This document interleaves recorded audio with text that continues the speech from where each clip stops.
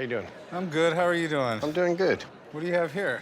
I have an Alpha Black Lotus illustrated by Christopher Rush. Who said pawn deals are only for average people? The masterminds behind Pawn Stars were left in shock when they saw these famous actors walk in. That's fine. Yep, you heard it right. These are moments when famous actors walked in for a trade on Pawn Stars. Dennis Quaid. Wow. Good, man. How are you doing? A seller named Robert presents a poster featuring actor Dennis Quaid as President Ronald Reagan. Hey, how's it going? Hello. I have a Ronald Reagan poster. That is Dennis Quaid? Rick comments that Quaid resembles the former president and presumes that the movie will be coming out soon. Rick appears to know a lot about this movie already, though it has not even had a trailer out at the time of filming this episode. Rick asks Robert if the autograph on the poster is authentic, and Robert assures him that he is certain that it is a true autograph. Dennis signed this. Yes, he did. I got it from the producer. Rick asks how much for the signed movie poster. The seller says he wants $350. Big question, how much you want for it? I was thinking $350. Rick then says he needs to confirm the signature before he can go ahead with the negotiation, so he invites Dennis Quaid in, flustering Robert. Wow. Good, man. How are you doing? Dennis Quaid asks where he got the poster, and Robert says he got it from the producer, a story that Quaid confirms. What in the hell are you doing with this poster? I got it from the producer. Yeah, and I signed this for Mark Joseph, and he just turns around and sells it to you, I guess. That's fine. Adding that he did sign the poster for the producer, Mark Joseph. Quaid says he had a lot of respect and admiration for President Reagan because he was such an enigmatic person who nevertheless won the hearts of the American people. Rick asks him again to clarify whether it's his signature on the poster. Quaid says the illegible script is indeed his work. All right, so the big question is, did you sign that? Yeah, it's illegible as it is. That's me. Rick says he will give Robert $100, but Robert says it is worth more than that after it was personally authenticated by Dennis Quaid, eventually settling for $200. How about $250? $200.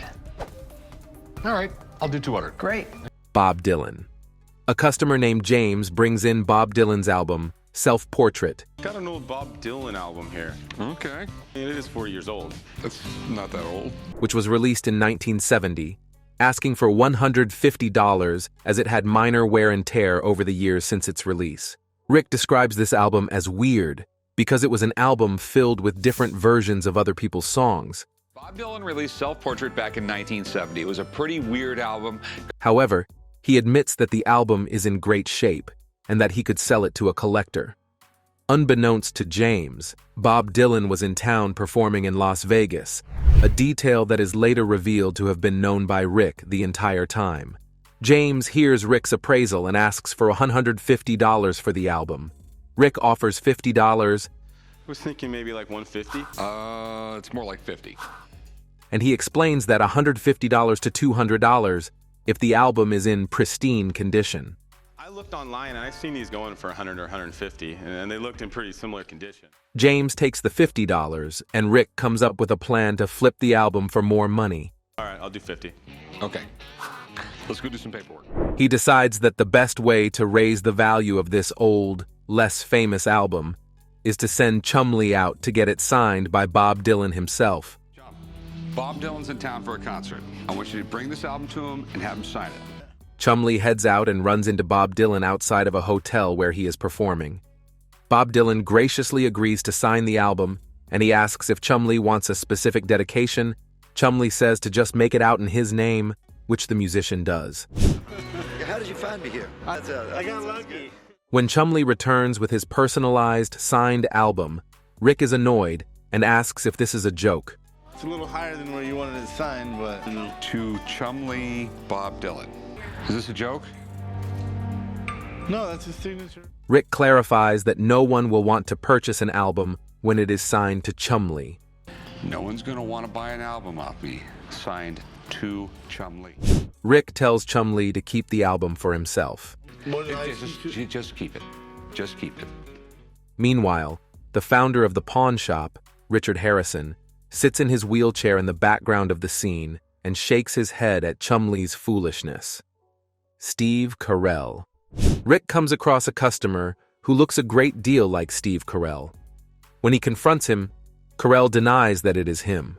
Are you Steve Carell? No, I get that a lot. I'm not. Okay, yeah, I thought he was a lot shorter. Only when Rick jokes that, of course, the customer cannot be Steve Carell, since he imagined that the actor would be much shorter than him, does Carell indignantly confirm that he is the actor, Steve Carell. So you are Steve Carell? No. Rick says that what he loves about Vegas is never knowing who you could bump into. What I love about Vegas is you never know who you're going to bump into. Eventually, Steve says he is interested in the World War II diver's knife he was admiring through the glass case Rick is standing behind. The World War II diver's knife. I've been in the market for a World War II diver's knife for a while. Rick tells him the knife is worth $2,500. A diver's knife. $2,500. Okay. It seems a little... As Rick hands him the diver's knife, Carell jokes that it looks like a billy club and begins to open and play with the knife. A billy club. I know that's what you were going for. Yeah, serrated. After much joking and laughter, Rick's odd negotiation with Carell begins. Carell starts by offering $4,000 for the knife, I will give you $4,000. which is $1,500 more than the asking price. Seeing this, Rick raises the price even more, asking for $5,000. How about 5? Carell counters this with an offer of $6,000. Carell does not purchase the knife, but says he is a collector himself and loves looking around the pawn shop, and that he would return to spend hours wandering around the next day. Dana White. Japanese sword expert Mike Yamasaki presented Rick's restored personal samurai sword, which is dated to have come from the early 1600s. The sword was carefully refurbished, gaining a new case, authentic Japanese wood, and a traditional handle wrap. Rick decides that his sword will not be for sale. Instead, he will put it in a display case to better admire it. However, Rick did not take into consideration that Chumley would run into a celebrity interested in combat sports and rare weapons. The samurai sword expert, Yamasaki, estimates that as the sword is now in perfect condition, it would be worth $35,000 to $40,000. Rick states to the cameras that he waited over 2 years for the sword to be refurbished. UFC President Dana walks into the store, looking to add to his weapon room collection. Hey, what's up, man? How you doing, buddy? Good. Chumley hears this and begins bragging about having a samurai sword that could be traced back to its original samurai family hundreds of years ago. I have some swords, but no real ones. Here, and we can trace it all the way back to the samurai family. That's perfect. Corey, watching all this play out, asks what samurai sword Chumley was referring to, and Chumley responds the sword that Rick said not to sell. This knowledge only entices Dana White more, as a sword from the 1600s is interesting enough, but especially one that is not easy to obtain or purchase. Chumley shocks White when he says the sword looks like it was made yesterday, so in his eyes, it's worth $40,000. Something like this is $40,000. Is that the price? That's the price. Dana White's rebuttal is offering $30,000, and the promise of buying every sword Chumley has shown him previously, the camera panning and zooming in on a countertop with 8 different swords laying on it. Chumley adds this up as an extra $30,000, with the other swords being purchased as well. Chumley takes the deal. Rick comes out and explains how long he waited to get his sword back only for White to buy it. So he asks if White would like to see the other sword he just bought. When White agrees, he lays an old sword on the counter. Rick prices this sword at $10,000 because it belonged to a lord in the Japanese Civil War. Dana says since he already bought all the other swords in the place, maybe he could get a discount and bring the price down to $8,000. Got it. Well, I just bought half the swords in the place. Yeah. You give it to me for 8? Rick thinks on it and offers to sell for $9,000, to which White easily agrees. Yeah, I'll give you 9 for it.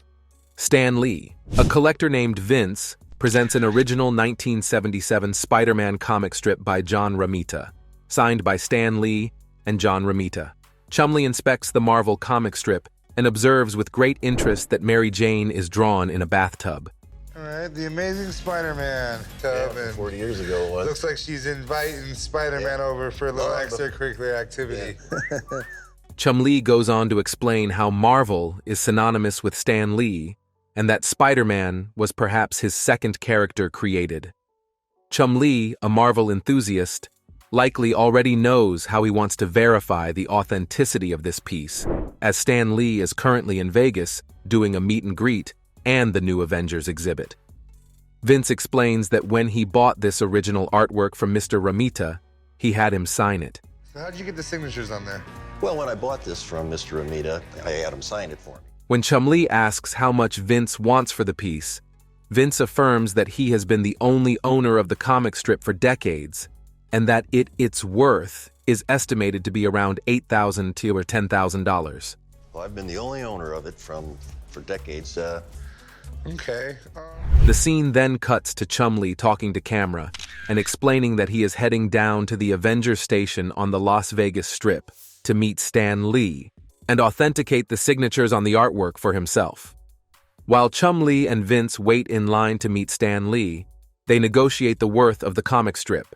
I would have wore a Spider-Man suit, but it's getting a little tighter than it's supposed to be these days. Vince highlights the best parts of the comic, like Mary Jane in a bathtub and the snappy dialogue written by Stan Lee himself. Chumley offers $200, and Vince winces at the low offer, asking instead for $8,000. Mary Jane in a bathtub? Come on. 8,000. As they continue talking, Chumley agrees to $5,000 if Stan Lee himself authenticates the comic strip. All right, if he says it's real, I'll do 5,000. We'll do on a shake on a deal. The encounter with Stan Lee was a wonderful experience for Chumley and Vince. Stan Lee himself appears in a bright yellow sweater, smiling and complimenting his own work. All right, I have this comic strip here. Wow. Oh, this brings back memories. John Romita drew it. He's wonderful. What we really loved about it was the snap. Chumley is said to love the inspirational messages that Stan Lee would incorporate into his work. Everyone is bright-eyed as they speak with the force behind Marvel's greatest heroes. Stan Lee pulls out a special lens from his sweater to closely inspects the comic strip. He makes positive sounds and agrees that it is his signature. Yeah. That's my signature. So that is your signature, huh? Whose is it? Yours? That's mine. You're a lucky guy. Chumley and Vince shake his hand and give their thanks as they excuse themselves to allow the next fan a chance to speak with him. Stan Lee says it was his pleasure to meet them and tells them to carefully frame the comic strip. Chumley and Vince shake hands once again to confirm the $5,000 deal. 5,000? All right, it's like we got a deal. Mick Foley, a seller named Scott, brought in a vintage WWE Dude Love t-shirt and a Mankind mask signed by Mick Foley. Scott hoped to get $300 for the shirt and $200 for the signed mask. Rick looks confused with how to begin appraising the items. However, knowing Chumley for many years at this point, he knows that Chum is a fan of the WWE and has famous wrestler friends, so Rick calls him over. Chum, yeah, there's some wrestling stuff over here. Wrestling stuff. Mankind. And some guy... Chum immediately clarifies that Mankind and Dude Love are the same person. Pro wrestler, Mick Foley. Chumley enthusiastically describes Mick Foley as being the most badass hardcore wrestler of all time, and Scott nods in agreement with this description. Mankind and Dude Love are the same guy, Rick. Mick Foley, the most badass hardcore wrestler of all time.